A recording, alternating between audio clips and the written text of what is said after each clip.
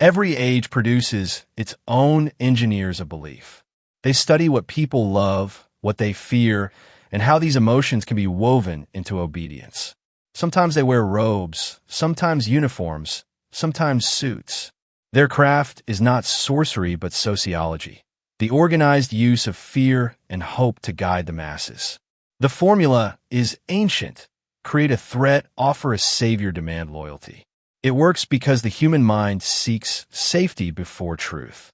When an authority names the danger and promises deliverance, the frightened heart surrenders judgment. Empires, cults, and corporations alike have built fortunes upon this reflex. In early civilizations, priesthood and throne were twins. Kings ruled by divine right, and dissent became not only treason but heresy. Tides funded armies, rituals blessed conquests. Faith unified populations too large to know one another personally. Most believers found genuine comfort in shared worship, yet the structure also ensured that thought flowed downward from the altar to the crowd. History shows both faces of religion. One compassionate, building hospitals and schools. The other authoritarian, silencing deviation. The same scripture that frees minds can, in another context, bind them. When the Enlightenment dimmed the power of the pulpit, new creeds arose. Nationalism, communism, fascism, free market fundamentalism, each offered salvation in secular language. Each divided the world into believers and unbelievers. The rituals changed, parades instead of processions, slogans instead of psalms, but the psychology stayed identical. The symbol of the flag replaced the cross. The party replaced the church. The mechanism of faith remained: belonging, repetition, and fear of exile. Cults compress that same machinery into a small, intense environment.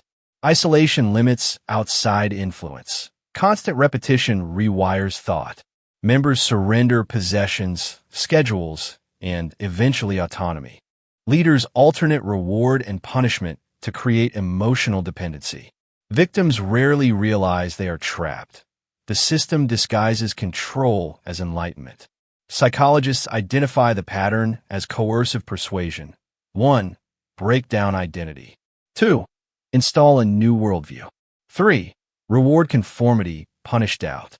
The tools are not mystical. They are behavioral conditioning. Modern politics borrows openly from this script.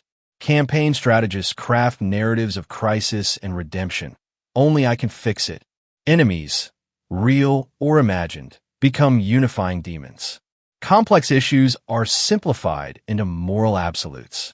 The crowd chants, dopamine floods, reasoning narrows. Such leaders need not lie constantly, only enough to blur the line between loyalty and logic. Once emotion eclipses evidence, control is complete. In the corporate sphere, branding performs the same enchantment. Logos become totems. Mission statements become scripture. Employees pledge allegiance to vision and values, often sacrificing balance and health for belonging. Consumers, too, were symbols to express identity. Shoes as creed, technology as tribe. These are not sinister by default, yet they show how the need for meaning can be monetized. When status replaces spirituality, desire becomes endless and endlessly profitable. Institutions of learning can either liberate or domesticate the mind. Authoritarian regimes rewrite textbooks. Democratic societies filter history through ideology. Control of the narrative means control of the future citizen. The lesson is subtle. Teach obedience disguised as order, curiosity replaced with memorization. True education, questioning, synthesis, doubt, is the natural antidote to manipulation, which is why oppressive systems fear it most. From state news to private networks, ownership shapes perspective. Selective framing, repetition, and emotional language turn reporting into persuasion. A free press becomes another pulpit when profit or politics dictate content. In the age of algorithms, this influence multiplies. Each person receives a tailored sermon reinforcing what they already believe. The result is polarization, a divided public easier to steer than a united one. Every institution that depends on loyalty must first remind followers what to fear. Religions warn of damnation, nations of invasion, companies of obsolescence. Fear shortens attention spans and encourages binary thinking. Us versus them, safe versus dangerous. When anxiety rises, critical faculties fall. What begins as protection becomes dependence. Yet control rarely survives on fear alone. Hope is the second pillar. Promises of paradise, prosperity, or progress keep followers moving even when the goal recedes. Hope can heal, but in the wrong hands it becomes anesthesia. Pain dulled, questions postponed. Leaders who monopolize hope also monopolize meaning. Most architects are not villains in their own eyes. They believe they are guiding humanity toward order, justice, or profit. The tragedy lies in certainty. When people are sure they hold the truth, they justify any method. Thus, ideology, however noble at birth, decays into domination. History is a record of good intentions hardened into dogma. Awareness dismantles the design. When individuals recognize the emotional triggers, fear, belonging, hope, they can pause before reacting. Dialogue dissolve polarisation. Transparency weakens manipulation. Institutions can be reformed when citizens demand participation instead of obedience. The same social instincts that enable control, trust, imitation, community, can also sustain freedom when guided by conscience. Every generation inherits both the chains and the keys. The architects of control are not demons hidden in towers. They are reflections of the human urge to organize, to believe, to belong. To guard the mind, one must understand that urge and choose, each day, where to place faith.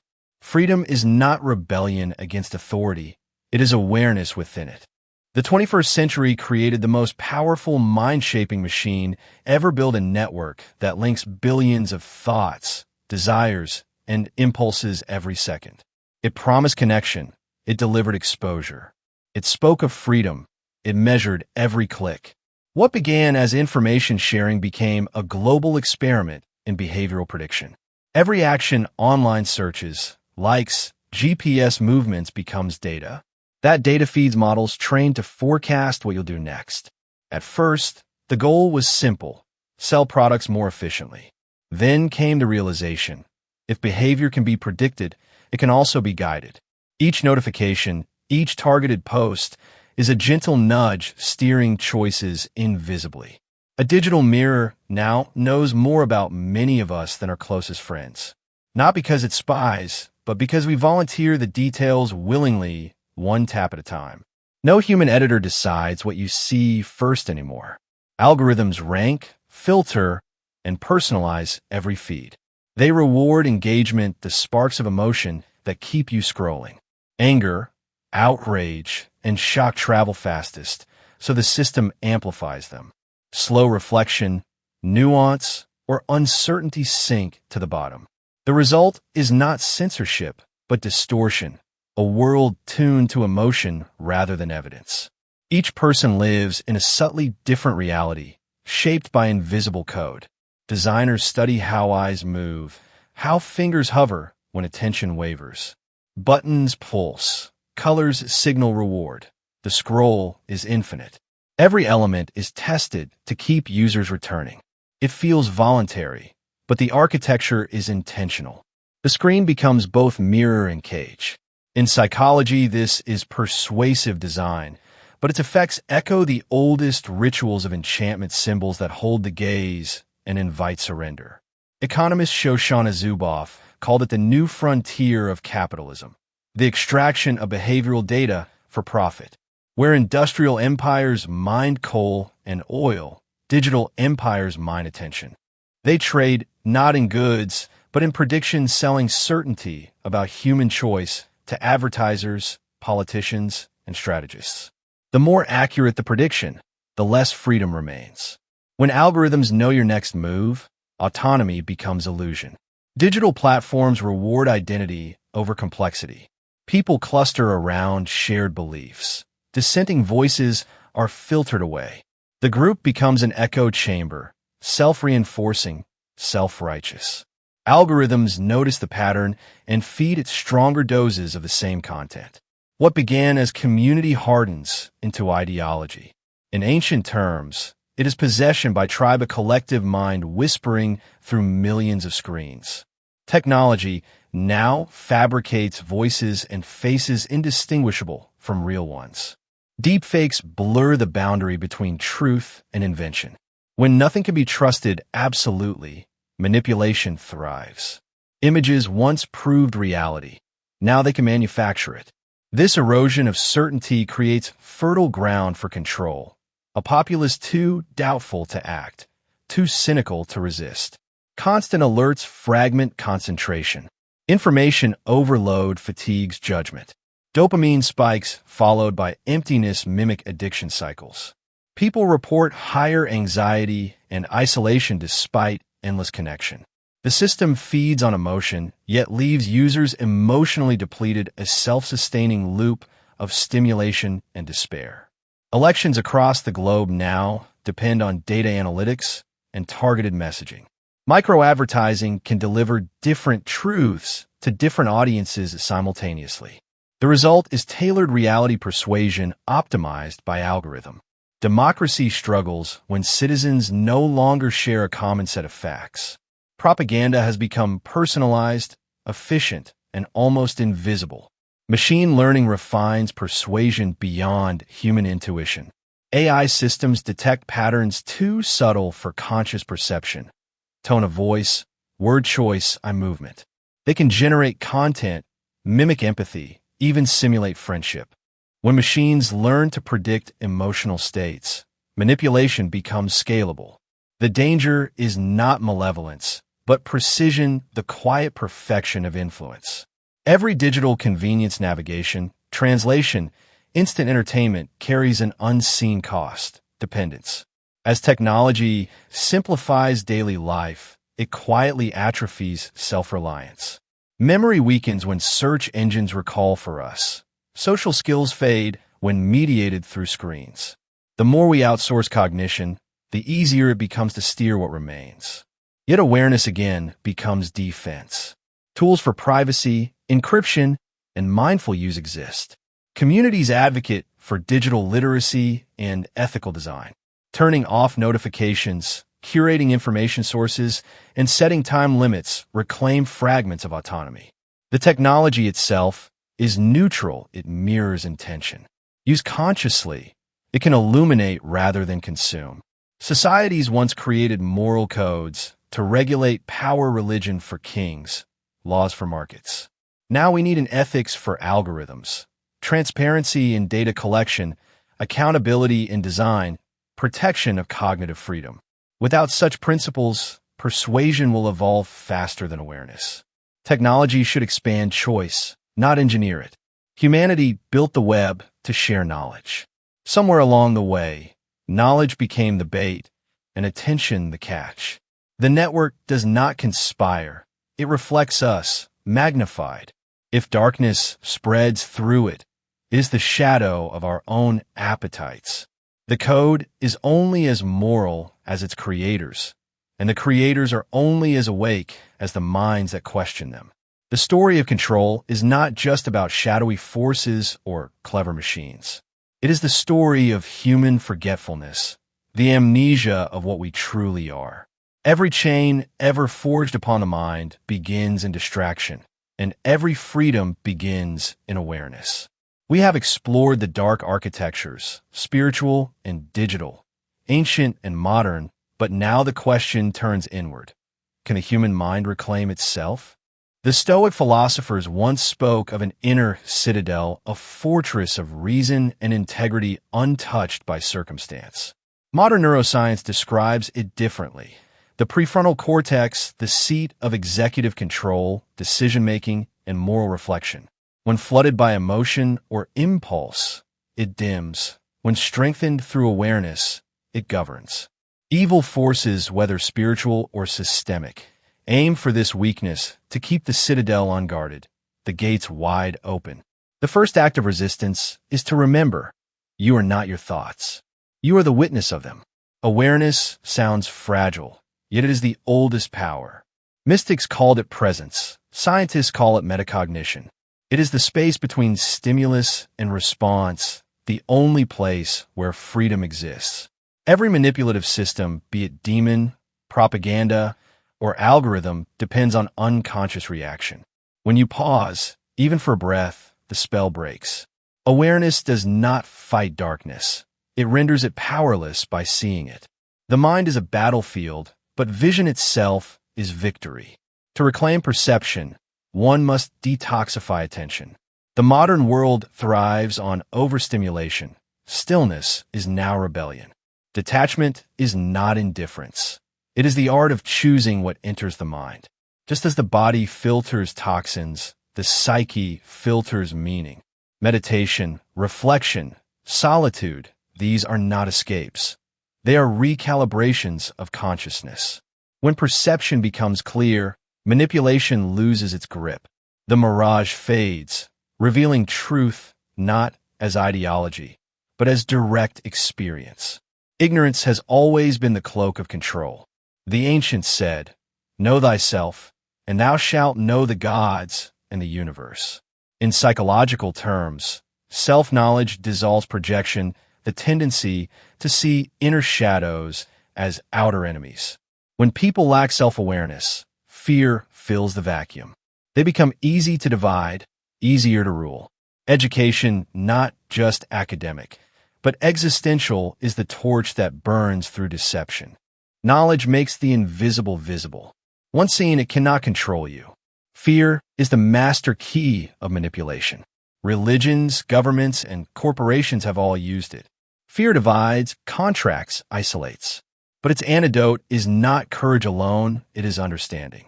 To see fear as energy, not enemy, is to transmute it. Spiritual teachers called this alchemy of emotion. Modern therapists call it integration. Whatever the language, the principle remains. What is faced loses power. What is denied becomes a chain. Freedom begins not when fear disappears, but when it no longer dictates the terms of life. The further the human mind drifts from nature, the easier it becomes to control. Screens replace seasons. Synthetic light replaces the sun. Yet our biology remembers. The pulse of waves, the rustle of trees, the silence of stars, these are frequencies that reset the nervous system. Evil thrives in artificial rhythms. But nature has none, it simply is. To walk barefoot on earth is not poetic nostalgia. It is neurological repair. To reclaim connection with the planet is to sever dependence on the mechanical gods of distraction. Freedom without discipline is chaos, and chaos is easily steered. The ancients practiced mental hygiene, repetition of truths, sacred recitation, prayer. Today we might call it cognitive restructuring, affirmations, or mindfulness. Whatever the form, the aim is identical: to make the mind your servant, not your captor. Thoughts will always arise. Discipline decides which ones you obey. Evil needs chaos to thrive. Order of thought denies it entry. Logic alone cannot navigate manipulation, because the most insidious control appeals not to reason, but to desire and fear. The heart, the seat of intuition and empathy, balances the equation. When emotion aligns with awareness, discernment awakens. You begin to feel when something is false, even if it sounds true. Empathy protects against dehumanization. Love, the quiet, grounded kind, is the ultimate rebellion against forces that thrive on division. For love unites what fear fractures. Throughout history, small circles of aware individuals have shifted the trajectory of entire civilizations. Awareness multiplies through contact. When one mind awakens, it lights another.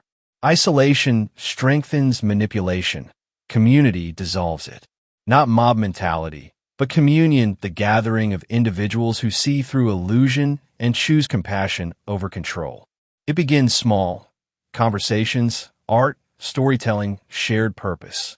Collective consciousness is the true counterforce to both psychological and spiritual enslavement. Tools are not evil. Intention defines them. Just as a knife can heal in a surgeon's hand or harm in another's, Technology can either expand or diminish the mind. To reclaim the digital realm, we must design for truth, not addiction. Use algorithms to educate, to enlighten, to connect beyond consumption. The network can evolve, but only if its creators and users awaken to their moral responsibility. Technology can amplify awareness as easily as ignorance. The choice remains ours. Carl Jung warned, "One does not become enlightened by imagining figures of light, but by making the darkness conscious." To fight evil outside while ignoring the shadow within is to play its game. Every manipulation that grips society echoes an inner conflict unresolved. To heal the world, the individual must integrate their own contradictions. Wholeness is the true immunity against control, for what is whole cannot be divided. When a person integrates their shadow, no outer darkness can easily enter. The final act of liberation is not escape, it is mastery. To be free is not to withdraw from the world, but to walk through it awake. The sovereign mind recognizes influence, but remains unshaken. It participates without surrendering essence. It listens but chooses, feels but discerns. True freedom is invisible, a calm presence amid noise, a clear flame that burns without consuming. The spiritual battle and the psychological struggle converge here, in a quiet awareness that knows itself beyond manipulation. Evil forces never disappear. They adapt, evolve, disguise. But awareness evolves faster. Every era births its deceivers and its awakeners.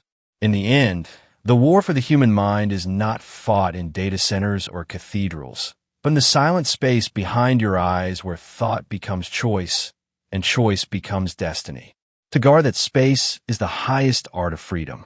To illuminate it, the greatest act of love. And to share that light, the true purpose of being human. And so, the circle closes. From ancient whispers of possession to modern algorithms of persuasion, the story of control was never about demons or machines alone. It was always about consciousness, what it forgets, what it fears, and what it can become. The battle between light and shadow is not a myth. It is the oldest metaphor for the human condition. Every civilization has told it. The war of gods and serpents, of angels and fallen ones, of truth and illusion. Yet beneath every version lies the same secret. Light and darkness are not enemies, they are mirrors, each defining the other, each teaching the mind what it truly is. Shadow is not evil by itself. It is the unacknowledged, the unseen, the rejected. When denied, it rules from the dark. When understood, it becomes energy, insight, creative fire. The mind's greatest vulnerability is its refusal to look inward. So long as humanity projects its inner chaos outward onto devils, enemies, or machines, it remains caught in the same loop. The first light of awakening is not purity, it is honesty. There exists within each person a faint remembrance, a trace of awareness untouched by conditioning or fear. Mystics called it the divine spark. Scientists glimpse it in moments of transcendence and flow. It cannot be programmed or persuaded. It watches, eternal, behind every thought. Control depends on forgetting that this spark exists. Freedom begins when you remembers. History repeats because memory fades. Empires rise, promising enlightenment, then collapse beneath their own manipulation. From Mesopotamia to modern metaverse, the pattern endures. Control, rebellion, renewal. Yet each cycle advances the understanding slightly further. Consciousness evolves through its own mistakes. Dark ages serve as compost for rebirth. The struggle is endless only if unexamined. Once seen, it becomes evolution. Future generations will study our era as we study the legends of Atlantis or Babel. They will say, there was a time when humanity built a network to know everything and almost lost itself within it. But out of that confusion, a new awareness emerged. That technology is the collective unconscious made visible, a mirror of every desire, fear, and dream. When humanity learns to code with wisdom, The machine becomes ally, not master. The next frontier is not outer space, but inner space. Quantum physics hints what mystics proclaimed: observer and observed are one. Neuroscience maps synapses, yet finds mystery at every turn. The future belongs to the synthesis, a science with soul, a spirituality with evidence. When mind and matter are seen as reflections of the same field, the old war between rational and mystical ends. The forces that once controlled become forces understood. Every individual is a creator not only of art or work, but of meaning itself. Evil forces thrive where creativity dies, for creation is the assertion of will, the act of shaping reality. To write, to build, to love, to dream, these are sacred rebellions against entropy. When people create consciously, they reclaim authorship of their own story. And stories, told with awareness, rewrite the collective mind of the world. The next revolution will not be technological or political, but emotional.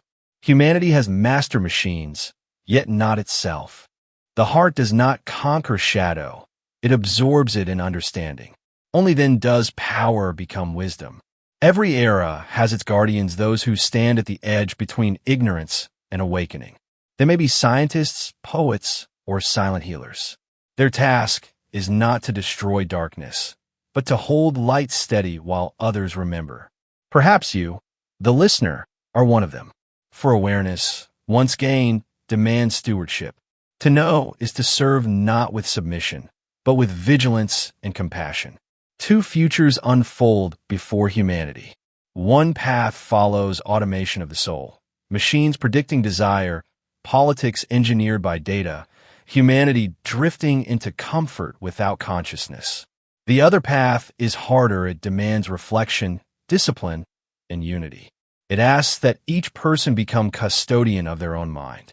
The difference between these futures is not technology, but awareness. Every choice, what to read, what to believe, what to love, writes a line of the collective destiny. Light is not the opposite of darkness. It is its purpose. Without shadow, light has no meaning. Without light, shadow has no witness. The struggle between them is not a curse, but a dance, the friction that births consciousness itself. The universe evolves through contrast, and the human mind is its frontier.